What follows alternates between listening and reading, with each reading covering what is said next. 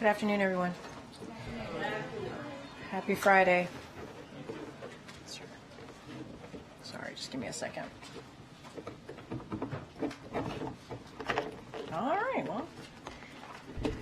So I want to start by saying Happy Women's History Month and reaffirm this administration's commitment to advancing rights and opportunities for women and girls in the United States and around the world. This president has proudly championed historic legislation to advance gender equity, including legislation to support women in the workplace, such as the Pregnant Workers Fairness Act, the Speak Out Act, and the Pump for Nursing Mothers Act, and to ensure all people can live free from violence through the strengthening and reauthorization of the Violence Against Women Act. The president is also proud of having the most diverse group of women at the highest levels of government in U.S. history, including the first woman vice president and the first gender equal cabinet. But of course, we're celebrating this month at a perilous time for women. Our most fundamental freedoms are under relentless attack. Since the unprecedented and unconscionable dismantling of the rights enshrined in Roe v. Wade, we have seen an onslaught of abortion bans and other attacks on women's reproductive freedom. Look at what happened just this week. After the Alabama Supreme Court's ruling put IVF at risk and raised issues about whether it would be available in other states, congressional Republicans rushed to proclaim their support for IVF. On Wednesday, though, Senator Duckworth introduced a bill that would protect access to IVF in every state, and Senate Republicans blocked it. It's completely outrageous. President Biden and Vice President Harris believe every woman in this country should have the freedom to make the decision to have a child. That includes the 1 in 5 women struggling with infertility and who may need to rely on IVF. This is just another basic issue of reproductive freedom, now under attack.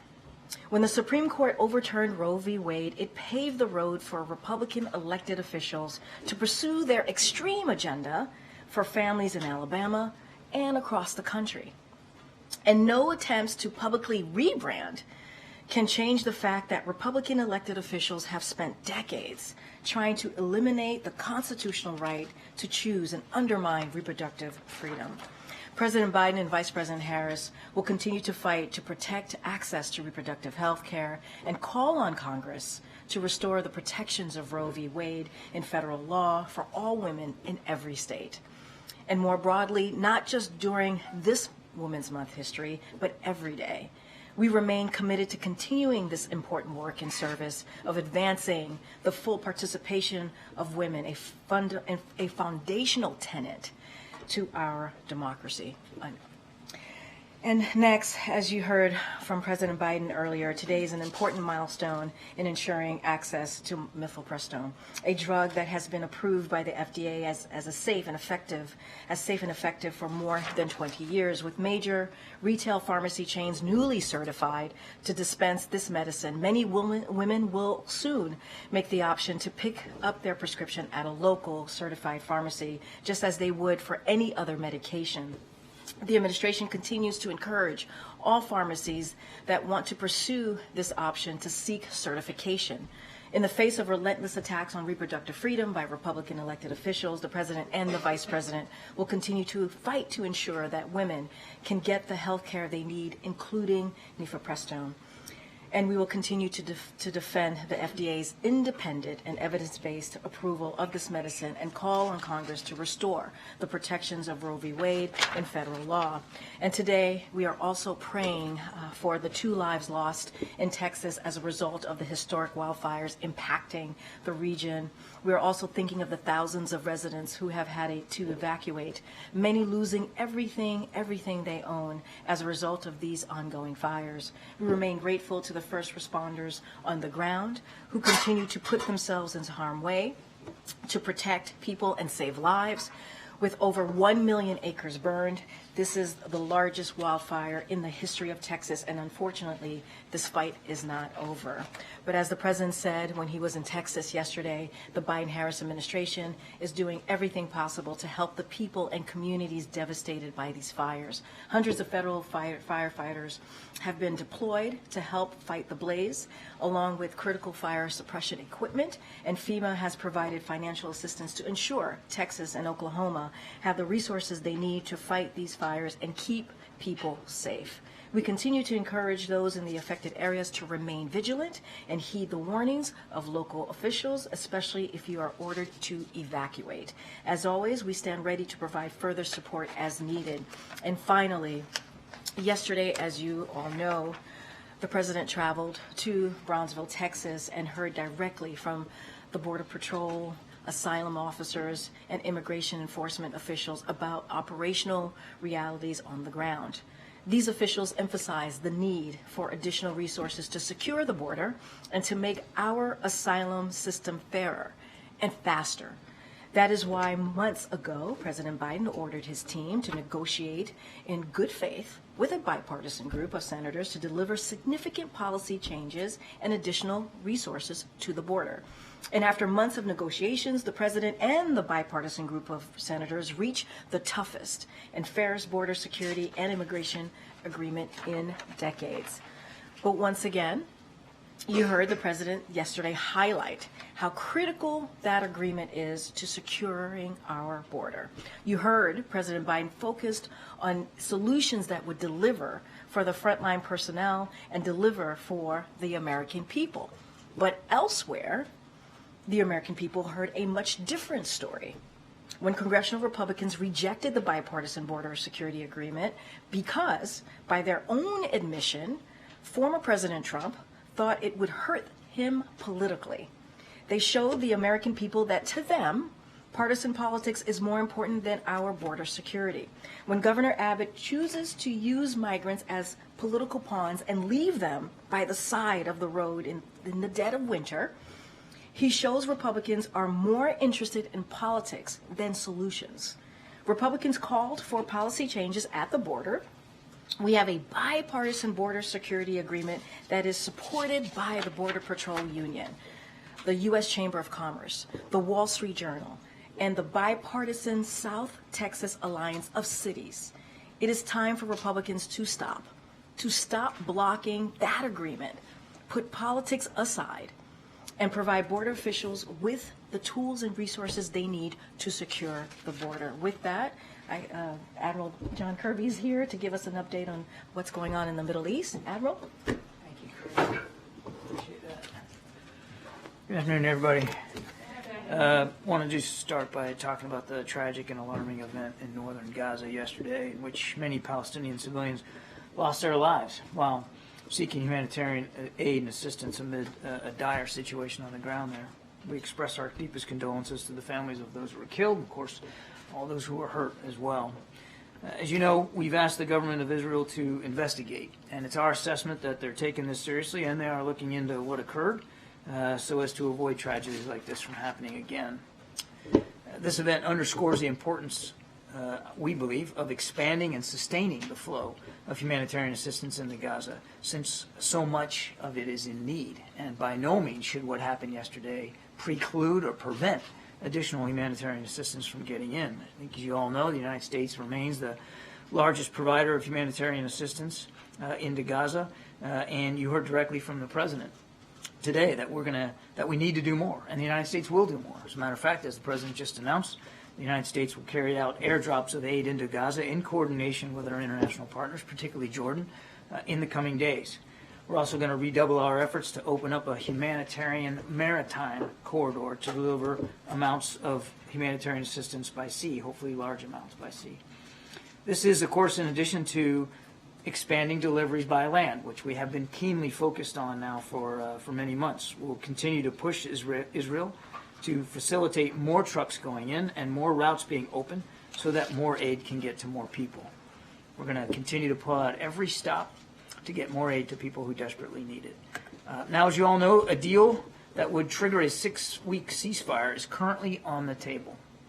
In addition to the additional flow of aid that would come with that deal, we're continuing to work to make sure that we can get the hostages out as well, and to see a reduction in the violence. With the fighting stopped, aid will be able to flow more freely, and we hope at an increased level. And of course, the hostages, starting with women, the elderly, and the wounded, can be released in stages and returned to their families. And again, we're going to keep our shoulder to the wheel on that and work that very, very hard in coming days.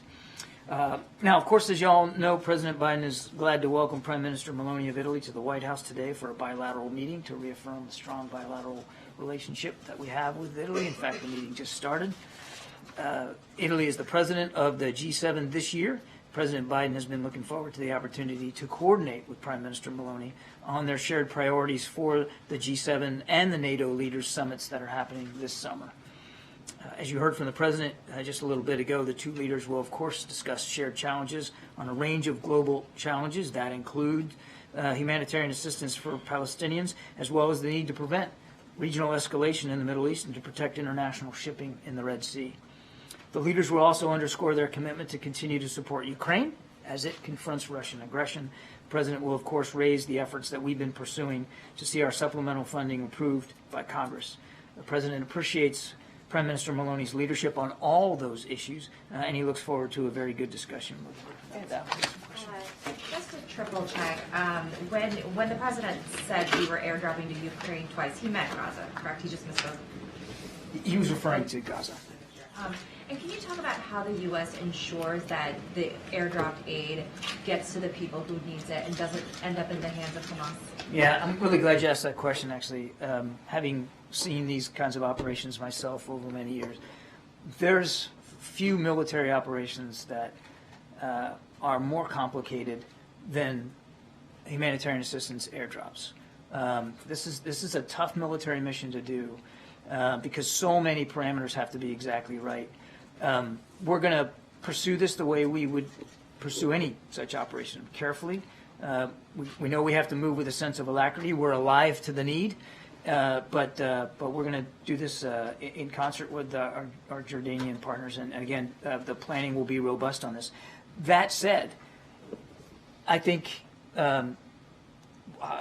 know that we will learn from the first airdrops. And this will be a part of a sustained effort. This isn't going to be one and done. There will be additional airdrops planned and executed. And with each one, I think we'll learn more and we'll get better at them. It's very difficult. It is extremely difficult to do an airdrop in such a crowded environment as is Gaza. Very, very densely populated, a lot of people confined to small spaces. So you want to do it in a way that you can get it to as close as you can to the people in need, but not in a way that puts them in any danger. And so the Pentagon will be doing a raft of planning on this. They'll work their way through that. But I do want to stress that we fully expect that the third and fourth and fifth one won't look like the first and second one. We'll learn and we'll try to improve. And are you able to be more precise than coming days as to when the airdrops will start? I can just tell you in coming days, as the President said, I don't have an exact delivery schedule for you, but we're not waiting around. The Pentagon's working on this very, very hard. Thank you, Karine. Thank you, Admiral. What are the risks associated with an airdrop like this? Well, my goodness. First of all, the biggest risk is making sure that nobody gets hurt on the ground.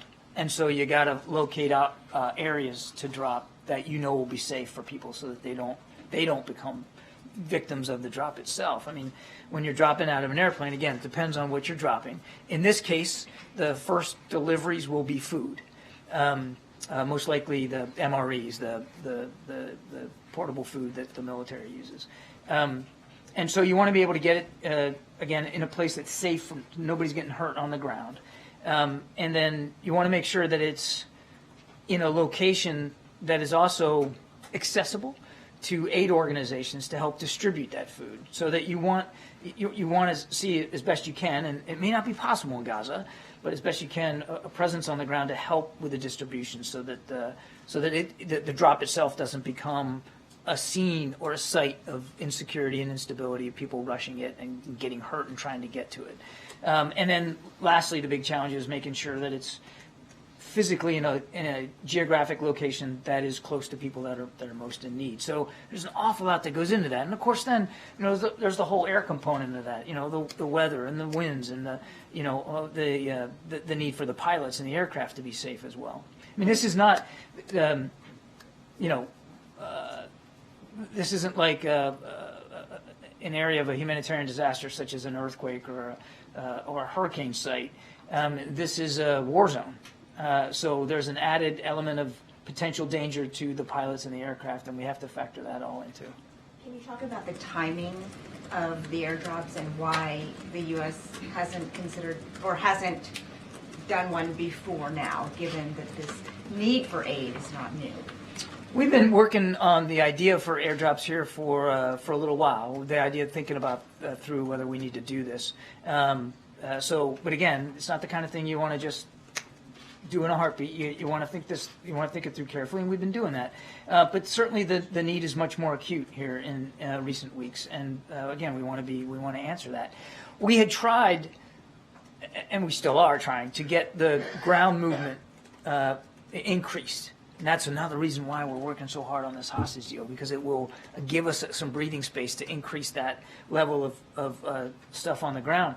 But obviously, it just hasn't. We haven't been able to meet the need. For all the work we've done to open up Kerem Shalom and work with the Israelis to increase the level, it's not meeting the need, and we recognize that. Thank you. How sustainable of an option does the president see these airdrops as being? And also, was there any communication between the president and Prime Minister Netanyahu before this announcement today? I don't have any conversations with the Prime Minister to speak to. We obviously have been talking to our Israeli counterparts about this. This is not going to come as a surprise to them that we're considering doing this. In fact, they did one themselves a week or so ago, and certainly we were mindful of that. They kept us informed. So no surprise to the Israelis that we're doing this. As for sustainability, we'll have to see. We'll have to see how it goes. What I can tell you is that, in terms of how long, but I can tell you that this first one coming in a few days will not be the last one. It will be part of a larger, longer, sustained effort to increase the flow of humanitarian assistance. I want to make another point, and that's it's not just you will see additional airdrops, but we're also, as the president said, working on whether there can be a maritime component to this. Is there a way to use shipping, maritime shipping, and to try to get aid in from the coast, as well as continuing our work to increase the flow on the ground. I mean, the trucks are really, although it's a dangerous way to get aid in, and tragically we saw that yesterday, it's also a very effective way of getting it in scale. Now you can do that through the maritime effort too, which is why we're going to do that. Did the maritime option start being considered after the Gaza attack, or has that been? That's been on the table before yesterday's attack. Yeah. Thanks, Admiral. Can you just talk about the risks and how it actually works when it gets airdropped on the ground? As you say, it's very dense, so who takes the lead to actually distribute it, make sure it's the right person? Just how does it work on the ground? We're working through all that, the modalities of that right now. I mean, you want to make sure that to the maximum degree possible, you've got aid organizations and partners on the ground that can help with the distribution, the collection of that and the distribution of that aid, and to help us get it to the right people. They're the ones on the ground. Whether it's the UN, whether it's the World Food Program and others, they know where the needs are. And can you talk about the size and scale of the impact here? Is it equivalent to how many trucks, one airdrop, for instance? I mean, look, on one airdrop, which would be multiple pallets of material. You're not just talking about one pallet, but you'll have multiple pallets, depending on the size of the aircraft that we end up using and how much we drop. It can be certainly significant in terms of the size and scale and scope. And the one advantage that it has over trucking is that it's pretty quick. I mean, it can get to need, it can get to location pretty quickly. And as I said, we'll try to do this in a sustainable way over time. It'll be a supplement to, not a replacement for, moving things in by ground. In terms of the maritime corridor, when do you think that could start, and what are the key risks as you assess how to implement that? Again, we're at the early stages right now, working our way through this. There's going to be a security component to that. You want to make sure if you do it, that same thing, that you're getting the aid to people that need it, and that the folks that are getting it ashore can be safe. It is a war zone. And, again, you're talking about doing things in the maritime environment, weather and other external conditions, things you can't control, obviously play a role. So we're still at the beginning stages of working through what that's going to look like. We are we're much further along in terms of the being able to execute airdrops than we are a maritime corridor. Thanks, Karine. Thanks, Admiral. You mentioned earlier that you've been working on the idea of airdrops for some time. Were the tragic events in Gaza yesterday, did they help? Did they encourage the president to accelerate that decision? Did that sort of push him to push that decision forward? Again, we were working on this idea now, again, for some time here, knowing that we weren't meeting the need totally through convoys. I think what yesterday's event underscores, and certainly underscored for the president, is the need to continue to find alternative routes and alternative means of getting humanitarian assistance into Gazans. It certainly underscores the importance of that. But again, I want to be clear, this isn't about replacing trucks. It's not about replacing ground routes in. It's about supplementing those ground routes. And the last thing I'd say is it also underscored for the president how vitally important it is for us to get this deal in place, this 6-week ceasefire, so that we can increase the aid. When did he make the decision? He made the decision yesterday, after the final decision. Did he make that yesterday after these events in Gaza? I don't have an exact tick-tock of when he actually, hit go, but in recent days he certainly made it clear that he wanted to move forward in that direction. You spoke about U.S. asking Israel to investigate the events yesterday. Just want to understand why the U.S. believes Israel can do a good job investigating itself. Well, as I said in my opening statement, we do think that the indications are that they're taking this seriously. You saw them, I think, put out a statement from their IDF spokesman last night, walking through their initial assessments of what happened. So as far as we understand it, they're still looking at this. And there have been examples in the past where they have investigated incidents and have been very honest and upfront about mistakes they've made at the IDF level in the past, and not distant past either. So let's see what they come up with. Let's see what they learn, and then we'll go from there. Is there a separate investigation that you have commissioned, or are you waiting for Israel to come up with it? We've asked Israel to investigate. And is there a time frame that you're hoping they will finish this investigation? We're not giving them a deadline. I mean, obviously, we want to see as many answers as soon as possible because of the situation on the ground, because it's so dire, because people are so desperate. We obviously want to make sure that appropriate steps are taken as soon as possible so that something like yesterday can't happen again. And the president said yesterday that he expects the events to disrupt the talks in Qatar. Do you have any updates on how this could potentially impact those talks? Are there any updates? I think it's too soon to know right now that the talks are ongoing, negotiations are ongoing.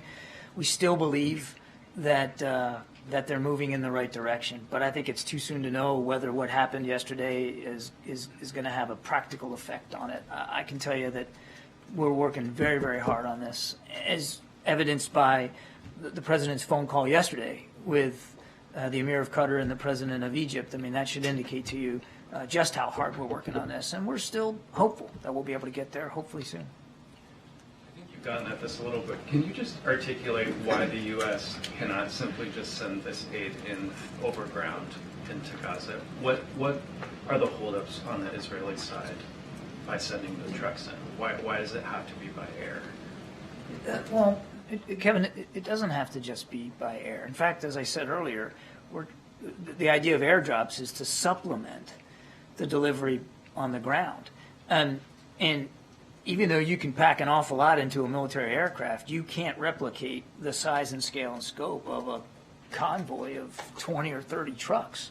I mean, it's still the best way to get the maximum amount of assistance in over the shortest period of time. So the airdrops would be a supplement to that. And as we have said many times, the process that has been set up that the Israelis have been willing to work through is having an inspection regime of these trucks before they go into Gaza, and recognize routes for how they're going to get to people in need, and routes that are informed by our aid partners on the ground. What leverage does the president have in convincing the Israelis to allow more trucks in, and what levers is he willing to pull on that front? This isn't about pulling levers and trying to hold something over. Prime Minister Netanyahu, the War Cabinet, they have been willing to work with us on getting aid and assistance in to Gaza. I want to be, as I said earlier, clear that it's not been enough. Not been enough to the need, certainly not been enough for the speed that's required. We recognize that, and that's part of the conversations that we've been having with our Israeli counterparts, but we urged them, for instance, to open up Kerem Shalom as a second route. They've done that. Now, has it been perfect? No. There's been some protest activity in recent weeks that shut it down temporarily. We worked our way through that. There's still a lot of hard work to do. The Israelis have tried airdrops themselves, and they're supportive of our efforts to do the same. What about all the other crossings, though, in Israel into Gaza? Why aren't they allowing aid? There's other potential crossings, you're right, into Gaza. And again, we continue to talk to the Israelis about the practicality of that. Hey, John. Was part of the consideration into moving into this airdrop plan and the maritime plan, I mean, there had been delays for ground shipments of flour just a couple weeks ago, and Israel had been holding that up. So is part of this because Israel hasn't been a reliable partner as much as the U.S. would like to see in terms of getting aid in? Part of this is very much because not enough aid is getting in, and not enough people are getting the food, the water, the medicine, and the fuel that they need. That's what's driving this. We recognize the situation's dire. We recognize the need is great, and it hasn't been filled simply by the use of ground convoys. And is this a way to kind of get around the need for Israel to sort of go through these checkpoints when it's on the ground convoys? This is a way to get more aid to more people quickly. And I know you said you don't have an exact timeline, but is there a plan for this aid to be dropped over the course of weeks? Is it months? What does that? I would say certainly coming weeks. I don't want to. I can't get too predictive right now. We haven't even done the first one. I can assure you there won't be just one. This won't be a one and done kind of thing. There will be additional airdrops. We will learn. We will get better at them over time. But I'd say certainly coming weeks. Thank you. Will the U.S. continue to supply weapons to Israel after what happened yesterday in Gaza? We are still helping Israel with their needs to defend themselves. Thank you, Karine. John, just a little bit of clarity on the maritime corridor that the president mentioned. Is this the same kind of idea that was floated in Israel in December of having it come through Cyprus? And if I may ask the same questions that my colleague have been trying to get to, did what happened in Gaza City yesterday reaffirm the president's suspicion or frustration about the fact that Israelis cannot guarantee the delivery of aid to Palestinians and hasten his decision to airdrop? So on your first question, certainly I think, well, the discussion that we've been having about a potential maritime option is informed by recent conversations about the potential use of Cyprus, for instance, as a potential way to maybe stage some of that. Again, I don't want to get into too many specifics now. This idea is still in its infancy, and there's a lot of work that has to be done. So I'm not guaranteeing you that, for instance, Cyprus would be used in any way. I'm just saying that the discussion we're at now certainly was informed by previous discussions with partners in the region about what that could look like. But again, we've got a long way to go here, a lot of work on the maritime front to get this done. And as for your second question, again, the idea of airdrops is not a new one. It's something that we have floated in the interagency before, yesterday. Yesterday's event, I think, underscores the need to find more creative ways of getting assistance in faster and at greater scale, and we're going to continue to do that. Again, I want to stress this. Are you getting tired of me saying this? But airdrops would supplement, not replace, ground movements. And can I just continue on Gaza, but on a separate note, I've been noting that administration officials have been repeating the line that Israel is a sovereign country and the U.S. does not dictate to them. Matt Miller says this, Olivia, I think, said this yesterday at the Gaggle. So help me understand here, because for the past couple of weeks, you've been telling us that you have been successful in affecting change in Israeli behavior. You just mentioned it again in terms of opening of Kerem Salam. But I'm seeing a shift, and I don't know if this is correct or not, and if you can explain what's behind the shift. Is the administration trying to distance itself from what Israel is doing in terms of its conduct, or is it reflective of the pessimism of your inability to close the gap between what President Biden wants Prime Minister Netanyahu to do and what's actually happening on the ground? Can you explain if there is a shift? I think maybe you're reading a little bit more into what we've been saying. Reiterating that Israel is a sovereign country is not. It's not a shift at all. It's a truth. When we don't dictate terms to other sovereign countries.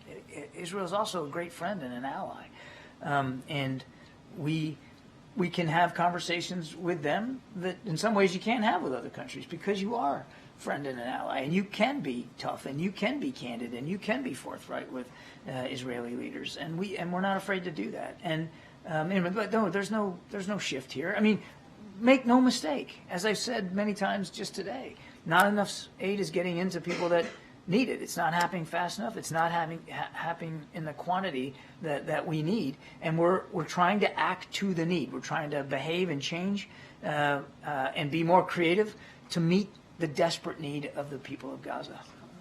Thanks, John. You've laid out now a couple of times the practical challenges that will be part of this airdrop, or these airdrops. And I'm kind of curious about that, because those are risks that the United States now has to take on for itself, conducting those airdrops. The reason those risks now fall to the United States is because Israel is starving those people. So why are we still so supportive of Israel when it is the one that is creating the problem that the United States now has to try to ameliorate? Israel itself has tried to help with the delivery of humanitarian assistance. As I said, they tried airdrops themselves just a week or so ago on their own accord. So why are so many people still starving? It's a war zone, and there's nowhere else for them to go. It's not like in some other conflicts where they can easily flee. And let's not forget how this started. Okay, there'd be no need for airdrops if Hamas hadn't chosen to break what was a ceasefire in place on the 6th of October. So let's not forget how this started. There is a need. Many people are in desperate need of food, water, medicine, and fuel. And the United States was and remains and will continue to be the leading provider of humanitarian assistance to them. And we take that responsibility seriously. Continue to be the main supporter of the people who are causing that assistance to be necessary. We also know and recognize that Israel has a right to defend itself against a still viable threat. Again, please, if you haven't done it, I encourage you to go online and read the 2017 manifesto of Hamas. I know you're smiling, but you should do it. Because if you don't have any... Wait, let me finish. This is an organization that has military capabilities and has every intent of wiping Israel and the Israeli people off the map. That has to be unacceptable to everybody. Mr. Sinwar chose to start this war. There was a ceasefire in place. He broke it.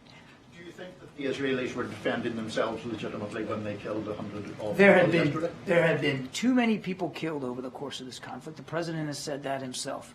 Secretary Austin said it in testimony again yesterday. Each civilian life, Palestinians certainly included in that, each one is a tragedy and should be avoided. Sorry. Thank you. Last night the IDF said that it only fired warning shots into the crowd, and the majority of deaths were caused by trampling. As of now, does the administration believe that assessment to be accurate? We don't have enough information to verify those comments. That's why I said we want to see an investigation. We want to see more work done to figure out what happened. Admiral, the U.S. was one of several countries after the October 7th attack that cut funding for the United Nations Relief and Works Agency, given reports in Israel suggesting that there were people there with ties to Hamas. That obviously is the agency really that would be in a different situation, responsible for bringing a lot of the humanitarian aid.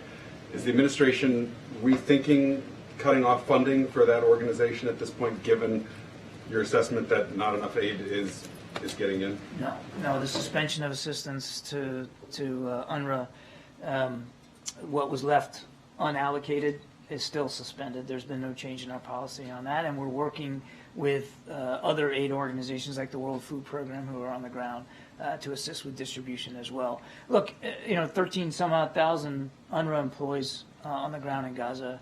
The vast majority of them do great work, do it with good intent, and as I said many times, you don't want to impugn the entire agency because of the potential actions of a few. Now, they're investigating this. We expect a full, thorough, credible, transparent investigation as to those employees that might have been involved in supporting Hamas, and that those who were need to be held properly accountable. Seems like not having them funded, though, and having to rely on other organizations, now having to resort to airdrops, that has complicated the situation. I would remind, as I said earlier, that the unallocated funds for UNRWA that we suspended were actually not intended for Gaza. They had been earmarked for work in Jordan. Just a couple more things. Thank you. I've got two questions. First, the House Foreign Affairs Committee is threatening to hold Secretary Blinken in contempt if the State Department does not hand over material concerning the Afghanistan after action reports, specifically some internal notes. What is the White House's response to that contempt threat? And then did the White House ever direct the State Department to hold up on releasing those documents? I'm going to refer you to the State Department on that. The committee says that in their interactions with the State Department referred them to a White House lawyer. So can you tell us anything? Yeah, talk to the State Department about that. And a follow-up about Gaza. You mentioned a second ago that the ceasefire was broken when Hamas attacked Israel. Are you suggesting that Hamas bears ultimate responsibility for the current and ongoing humanitarian crisis there? The war that they're in right now was started by Mr. Sinwar. He's the one who chose to break a ceasefire that was in place on the 6th of October. Now, obviously, you got to get that? Okay. Obviously, in the conduct of this war, and we've been very honest about this too, that there have been too many innocent people killed through Israeli Defense Force operations in Gaza. We've been very honest about that. We want to see zero. So certainly, we recognize that the prosecution of efforts against Hamas have caused civilian damage, civilian casualties, and we don't want to see anybody else hurt, and that's why we continue to work with our Israeli counterparts to be as careful and discriminate as possible. Thanks, sir. Oh, thank you. So I have a question regarding UK and ECOWAS. Do you agree with the ECOWAS, the recently lifted sanction on UK? And I wanted to find out whether you agree with that being lifted, and if you talk to the President Bazoum of Nigeria also. Ma'am, you're going to have to let me take that question if you don't mind. I'm not prepared to answer that one, and I owe you an answer, and I'll get you one. All right, we'll wrap it up. Go ahead. Admiral, there was a pretty scathing report out this morning from the State Department IG's office about U.S. Ambassador to Singapore Jonathan Kaplan. It alleged, among other things, that he had poor relationships with local officials that were undercutting U.S. strategy there. He had poor relationships with staff, and that he ran afoul of some finance and other rules. Wondering if you can state whether the President still has confidence in the ambassador, and if he shares any concerns about how his performance has hobbled U.S. efforts in the region. The President understands that the State Department's taken this IG report seriously. As far as we understand, they've already started to implement many of the recommendations that the IG has put forward. Obviously, the President always wants his representatives overseas or at home to act and to lead and to manage people with dignity and respect. That's his expectation for all of us. But he's comfortable that the State Department has taken this seriously. All right, thank you so much, Admiral. Have a great weekend. Russian nuclear threat. Thanks. All right, again. Just one quick one. Can I have the White House's reaction to the CDC deciding to drop the 5-day isolation guidance on COVID? Just your reaction to that, and also how that may or may not affect protocol here at the White House? So as far as protocol here, I don't have any update for you at this time. We'll certainly have more to come soon. What I do want to say is that this announcement actually reflects the progress that we've made under this administration over the past 3 years to protect communities against COVID. And it's not by accident. It is because of the policy that this president has put forth. Because when the president walked into this administration, understanding COVID was obviously one of the crises that we had to deal with, he took action and put forth a comprehensive strategy to move forward, pass the American Rescue Plan that only Democrats voted for, not one Republican voted for, and it got to get the economy back on track, open up schools, and also make sure that we had a comprehensive strategy in making sure Americans got shots in arms, making sure there were masks when we needed them, giving the Americans opportunity to actually deal with this pandemic. So now we're coming out of this pandemic. Things have changed. We are in a different place, which is good. Right, we're in a different place than we were when, obviously, when we walked into this administration. COVID no longer controls our lives, right? But we still have to use proven tools that protect people against respiratory viruses, and that's what the CDC guidance actually tells us as it relates to here in the White House and this campus. We'll have more soon. I just don't have anything for you today. Thanks, Karine. In his speech yesterday, the president actually extended an olive branch inviting Trump to work with him to try and get that border deal through Congress. Why did the president decide to do that? Does he believe that Trump could be a trusted partner in this situation? Look, you know this president. If you watch this president very closely, the last 3 years, if you watched him his entire career, he believes in going across the aisle and working in a bipartisan way. And when Republicans decide to do that, when they come and work with us, we actually have gotten some really big things done on behalf of the American people. Think about the CHIPS Act, right? Think about the PACT Act that helps veterans and their family. You think about the bipartisan infrastructure legislation. There have been things during this administration that have been historic and will change Americans' lives that we have been able to do in a bipartisan way. Let's think about the gun violence, the first piece of gun violence legislation that was done in a bipartisan way. We hadn't seen that in 30 years. So, look, the president, it's not about politics for him. I think when he put out the olive branch yesterday, as you just stated at the end of his speech, it was to show this wasn't about politics. This is about the American people. And what we continue to see is Republicans not doing that. They keep letting politics get in the way. So the president, as he does many times when he wants to work on behalf of the American people, he wants to see it done in a bipartisan way. And not just him. We've learned and we've seen that that's what the American public wants to see as well. Is there anything you can share about what he learned from his visit in Texas yesterday and how it might inform potential executive action he'd take?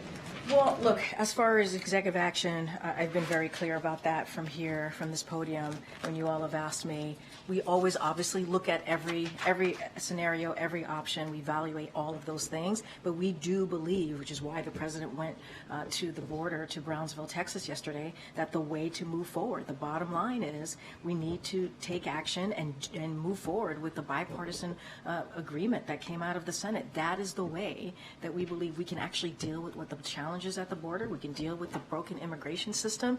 There is no executive action that would be able to do what this negotiation came out in a bipartisan way. Look, what he was able to see. First of all, he was eager to hear from the folks on the ground who deal with this every day. As you know, the mayor of Brownsville is Republican himself and has to deal with this as well in his community, and he wanted to see, you know, what happens on the ground.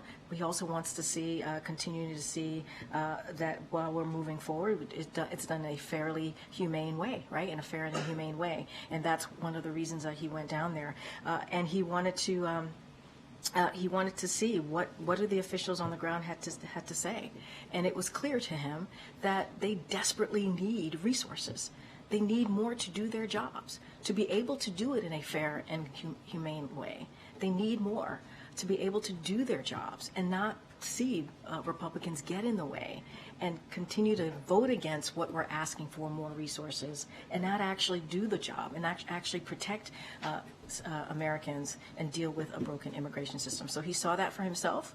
He saw that they need more resources, and he's going to continue to be really steadfast and speak very clearly to the American people about what's happening and why we are not able to get this bipartisan deal that came out of the Senate done because Republicans continue to reject it.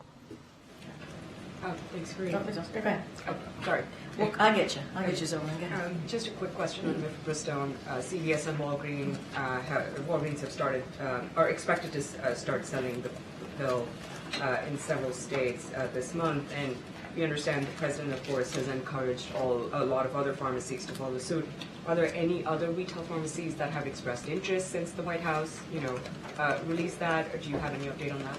Look, I will let pharmacies decide on their own. Obviously, they can apply for certification. We encourage them to apply for certification. So I don't have any additional list to share with you, but obviously this administration has a strong record on partnering with pharmacies on a range of issues, and we're going to continue to support pharmacies, and if they are interested certainly in that certification, and that's what we want to see. We want to make sure. The reason why this happened is because this administration has been committed in making sure that women have the ability and the right to make a decision, right? The ability, the right to get what they need as they're trying to figure out what is necessary for them. I mean, it is their decision, right? These are personal decisions that women have to make, and they should be able to have access to this. And so that has been our priority since Dobbs' decision almost 2 years ago. And these pills are not available by mail yet. Is that sort of the logical next step here? Is that what the White House or the administration, try to facilitate? So I don't want to get ahead of what could be potentially next. I think this is a big deal, right? This is a big deal when you have these two major pharmacies that are now able to move forward. We're going to let other pharmacies decide if they want to move forward with certification. We're going to work very closely with these pharmacies and partner with them, but I just don't have anything else as to the next steps. One follow-up on the president's trip to the border yesterday. We understand that a lot of migrants fly to Mexico and then cross the border, and we don't know if that was on, discussing that particular topic was on the president's agenda.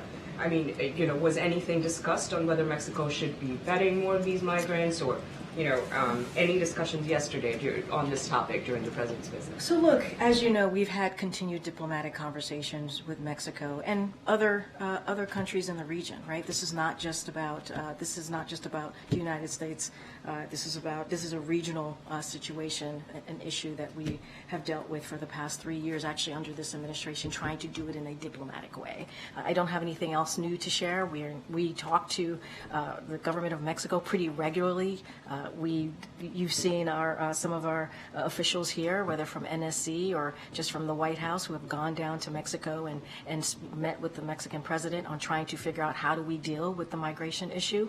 And I think the most important thing to take out from the president's trip is that he wanted to make it very clear to the American people. There is actually a piece of paper, right, negotiation, a proposal out there that was done in a bipartisan way, supported by the Border Patrol Union, supported by U.S. Chamber of Commerce and others that you don't normally see. And we have a bipartisan deal that came out of the Senate. Republicans listened to the former president, and they have rejected it. They put politics in front of actually getting a solution for the American people. That's kind of where we are. He's going to continue to make that really clear and push to make sure that the American people know this. Can you give us an update on the president's State of the Union preps? I know he's up at Camp David for a while this weekend. Is he bringing a team with him up there? Do you know if he's enlisted any outside writers to help him on it? Where does that sort of stand? So look, certainly we'll have more to share, more color to provide on the president's preparation for the State of the Union. What I can say is what the president wants to do, and what you will hear during the State of the Union is that he'll lay out his historic achievements over the past 3 years and what he's been able to do on behalf of the American people. You'll hear him talk about how he is on the side of the American people. That's important. The president has done more in 3 years in this administration than most president has done in 2 terms. I mean, that is what we've seen. historic legislation after historic legislation, whether it's done in a bipartisan way or whether only Democrats voted for it. That's what this president has been able to do. And now, he's going to also talk about how we want to protect and implement those pieces of legislation, whether it's the Inflation Reduction Act or the CHIPS and Science Act. We have to implement that so the American people can see the work that's been done out of Washington, D.C. Again, whether it's a bipartisan fashion or just Democrats voting for it. And so, he's going to talk about lowering costs, lowering healthcare costs in particular, making sure that we're saving our democracy, protecting women's rights, as I've been talking about, uniting the country. Those are the things that the president's going to put at the forefront, certainly of his message to the American people next week. And so I would say stay tuned for more. And last year's speech had sort of an unusual amount of audience interaction. How much of that is going into the planning this year? I mean, look, I think what you should take out of what happened last year is, we were not expecting that. The president was not expecting audience interaction, as you just stated. And you saw the president was pretty sharp in responding back to those Republicans in front of him and making them promise something that they didn't think they would promise on protecting Social Security, Medicare, Medicaid. And I think it was a moment that the American people really, truly appreciated. I can't speak to what Republicans are going to do this year. I can tell you that the president is ready. He's ready to take that moment to talk about the State of the Union, to lay out his future vision of how he sees this next year and beyond, and what is it that he wants to get done and continue to build on historic accomplishments. And I think that's going to be really important to see. Go ahead, Zola. Thank you. So yesterday at the border, the president once again called for legislative action at the border. A month ago, he repeated that, but he also said that he was willing to take action himself.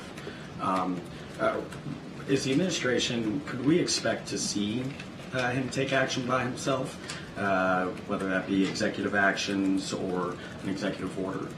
I mean, I kind of just answered this a moment ago. Look, we always evaluate options. We're going to evaluate options. That is something that we're going to do here, as we've done with any big issue that has come in front of the president. We evaluate all options. We have not made any decisions yet. That is kind of where we are. And about any additional actions, to your point, executive actions. But ultimately, what we believe, the bottom line is, no executive action, no matter how aggressive it is going to do what came out of the Senate in a bipartisan way, that the president worked with those members for a couple of months. What are the factors that the White House is weighing here? Well, I understand if there's a preference for legislative action. The Homeland Security Secretary was saying that's less likely to run into legal trouble. But I guess if it's the preference for legislative action, what tells the White House that there's any chance that this bipartisan bill actually has a chance of passing at this point? I mean, look, we've been here before, right? We've been here, and what I mean by that is there have been some bipartisan bills that have come out of this under this presidency, right, in the past 3 years, where people thought it was dead and it wasn't going anywhere, and it moved forward, right? And so the president has to be optimistic. He has to lay down what's at stake. He has to call out Republicans and say to them, hey, you want to fix this? This is a bipartisan bill that actually lays out ways to fix the challenges at the border in this immigration system. And he's going to continue to do that. But the reality is, and you said it yourself, the secretary said that, this is the way, legislation is the best way to go so that we don't have to deal with the courts, right? Making this into law, a piece of legislation, that would be tough, that would be fair, that would do this in a way that moves it forward in dealing with the challenges at the border.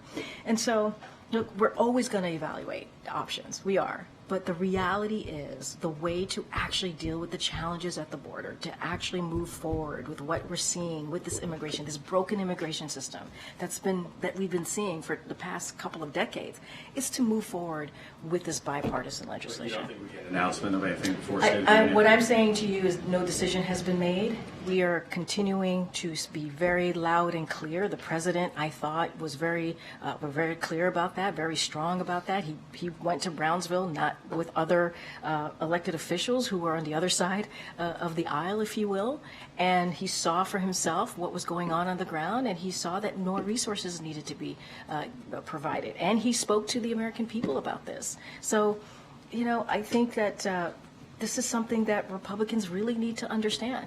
There is a deal. There's a bipartisan deal. They can't listen, and they admitted this, right? They're listening to the former president. They're listening to Donald Trump, who is trying to do things for himself. It's politics for himself, not about the American people. And what you saw from this president yesterday is how he's putting the American people first. And that's what you're going to see at the State of the Union as well next Thursday. Go ahead. Thanks. You talked about IVF at the top of the briefing, but announcing the VP's trip to Selma this weekend, the White House said she would encourage Americans to continue to fight for fundamental freedoms under attack throughout the country.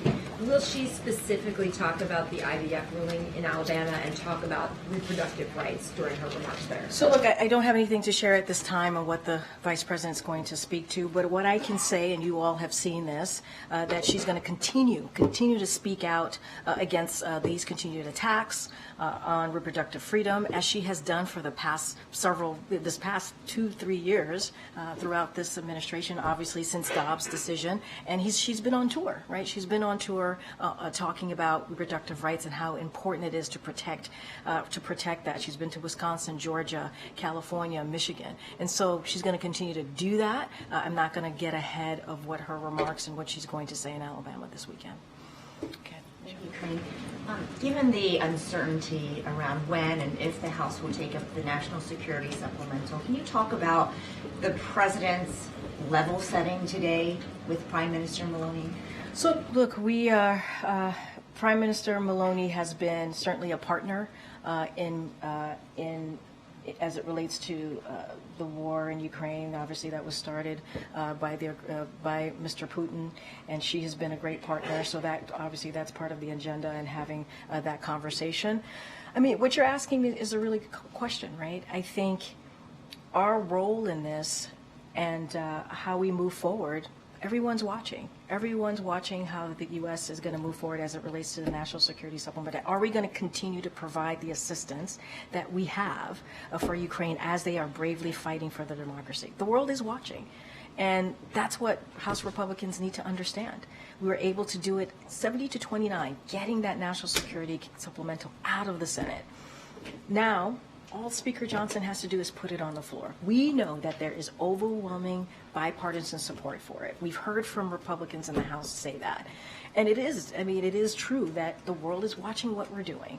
And we got to continue to be a leader on this. The president has been a leader as it relates to what's happening in Ukraine and making sure that they have the assistance and the security assistance to fight for their freedom. And so that is something that we do have to deal with when we meet with these leaders. Like, we have to be, they're seeing what happened. And so Congress needs to take action. Lives are at stake here. I'm just asking if the president is being blunt and saying, like, hey, it's not looking good. I mean, look, I'm not going to get into specifics of their private conversation, but I don't even think that the president needs to say that, right? I mean, the prime minister sees for herself, I'm sure, what is happening, and they're going to have an honest conversation. The president is good about having honest conversation with his counterparts across, obviously, in other countries. So they'll have an honest conversation. They'll discuss that. Not going to get into private specifics about that, but this is for House Republicans need to understand. The world is watching what we're doing here, how we're moving. What are we going to do to really assist Ukraine? And it's not just about Ukraine and Israel and Indo-Pacific and obviously the all-important humanitarian aid that has to get into Gaza.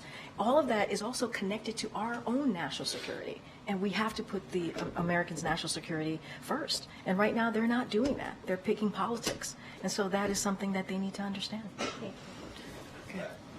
So yesterday, the administration nominated Marty Walsh to the Board of Governors for the Postal Service. Democratic and Republican members of Congress have been complaining about issues with the Postal Service now for a couple of years.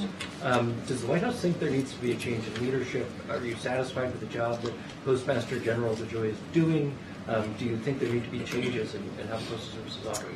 I mean, look, I don't have anything specific to share about that, but I can say, look, Marty Walsh is someone who served in this administration as Secretary of Labor. The president the president was proud of the work that Marty was able to get done, and he is certainly thrilled to nominate him in this new role. Look, the president always wants to make sure that every agency, every department in this administration, obviously in the federal government, operates at its best capacity, right? At its full capacity, and so that's what we want to see. And it's not about us; it's about the American people. Okay, Jackie. Is the administration coming around to the idea that physical border barriers work? Can you say more? Where's this? What do you mean? Where's this coming from? Well, it's been 6 weeks since you guys won a Supreme Court case that would have allowed you to remove razor wire at the Texas border that you guys argued was there's an emergency, immediate need to take down, but it's still up. So DHS hasn't touched it. Why is it still up? I mean, you have to speak to the Department of DHS, obviously. I just don't have anything for you on that. We were very clear about what we thought about those wires. Obviously, DOJ took action. I just don't have anything on timeline of those coming down. I'm sure they'll have more for you on that. And the president said at the border yesterday that it's long past time to act. Heard all of your previous answers on executive orders, but the president took 94 or so executive actions in his first 100 days that largely loosened immigration policy. One of those was narrowing who ICE could remove.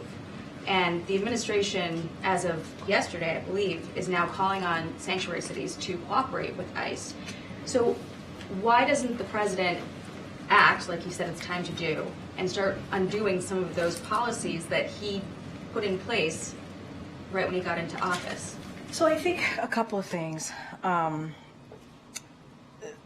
Since day one, the president took action. He did. He put forth a comprehensive immigration policy, and he did that because he understood what was happening, right? He understood that the immigration system was broken. He understood that we needed to take action, and he did. 3 years, and during those 3 years, Republicans got in the way. Any resources, any additional resources that we asked for, they voted down. They didn't want to move forward with it. And so the president tried to do the best that he can with what he was able to get.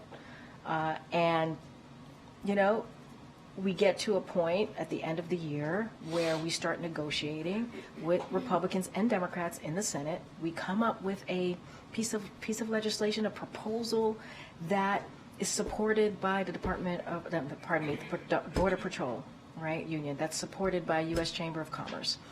I mean, we took action. We have taken action over and over and over again, and Republicans reject it.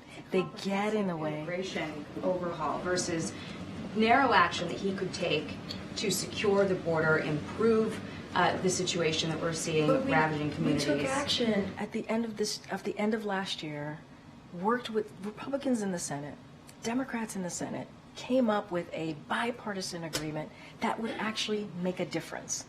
I mean, it's Congress's job to legislate.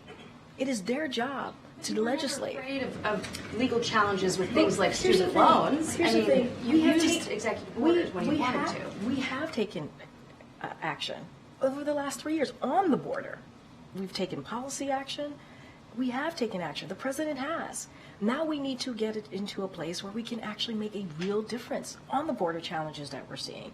And we did. I mean, this is Republicans getting in the way because of what they were told by the former president. That's shameful. That is. We're talking about the American people getting things done for the American people. Majority of the Americans care about this issue. They care. So the president worked across the aisle to get a piece of a proposal done that was negotiated in a bipartisan way that's getting support from organizations that you would never dream would support. He's shaming people for not acting. He's also not acting. I'm so sorry. That is so false. He has taken action. He has taken action. Republicans rejected it because of the last president. That is not what is going on here. It isn't.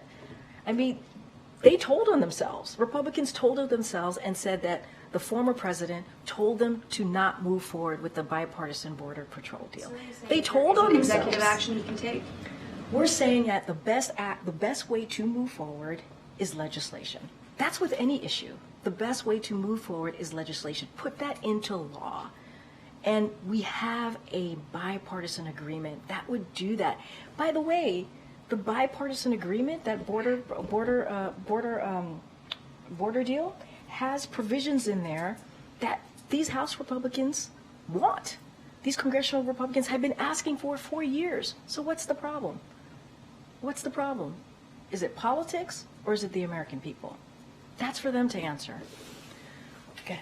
I just wanted to check in if the White House was tracking the troubles at New York Community Bancorp, and if there were any concerns, given that it's a big commercial real estate lender, if there are any concerns about the broader commercial real estate market or community banking?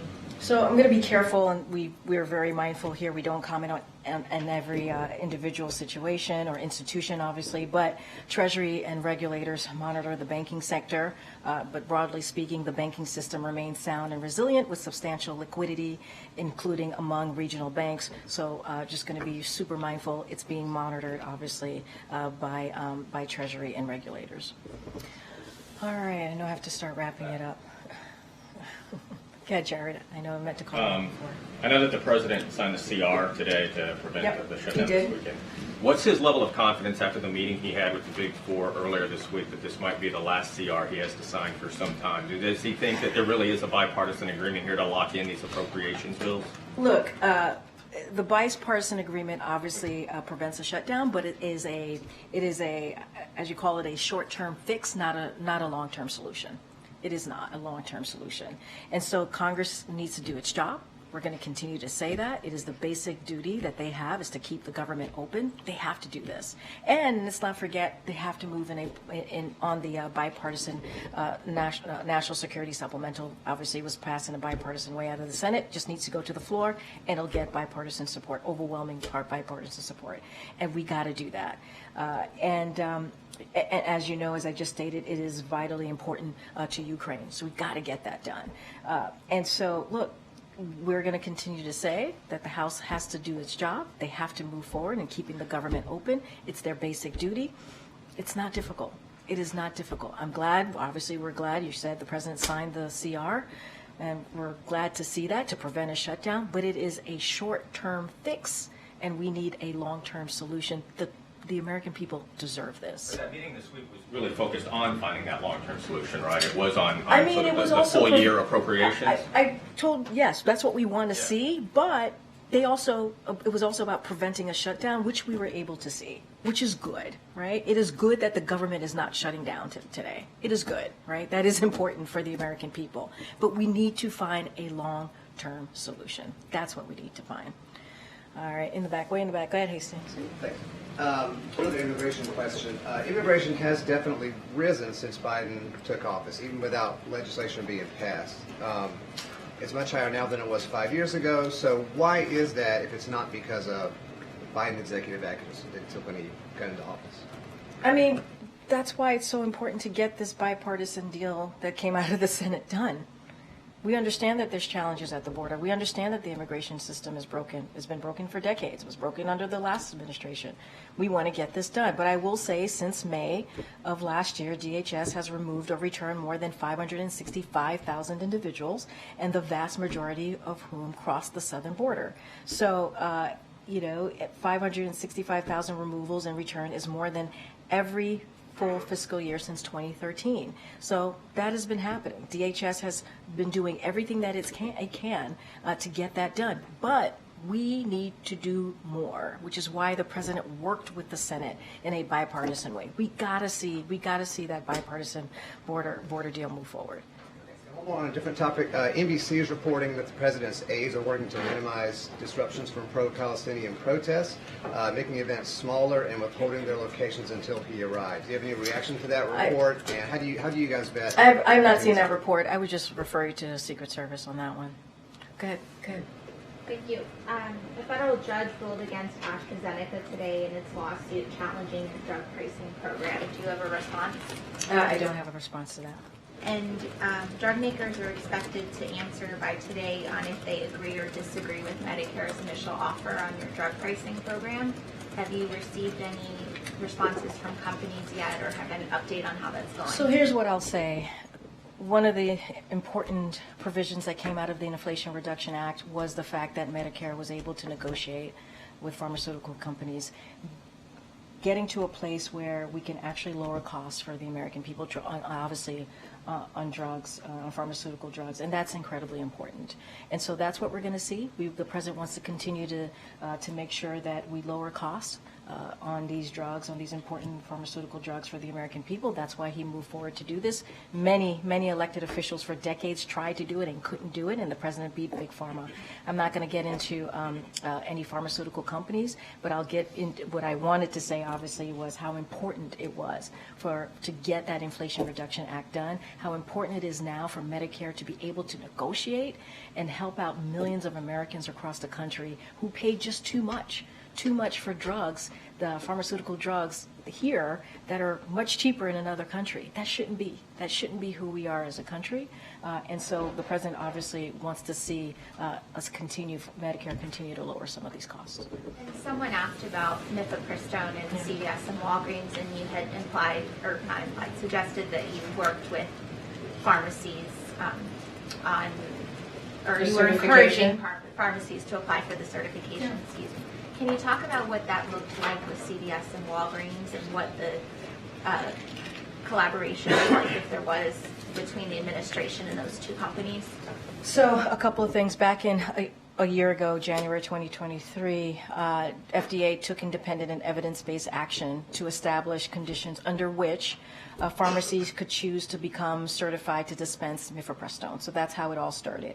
Several pharmacies had already been certified to dispense mifepristone, but today's news confirms that some major national pharmacy chains have completed that process with drug sponsors and can begin dispensing mifepristone for the first time. So we expect certification effort to continue through the drug sponsors, and so that's how it works. You've got to get the certification. We work in partnership with pharmacies. We want to encourage them to get that certification, and that's kind of how the process started over a year ago. All right, guys, have a great weekend. See y'all next week. Low-income kids struggling for FAFSA applications across the country.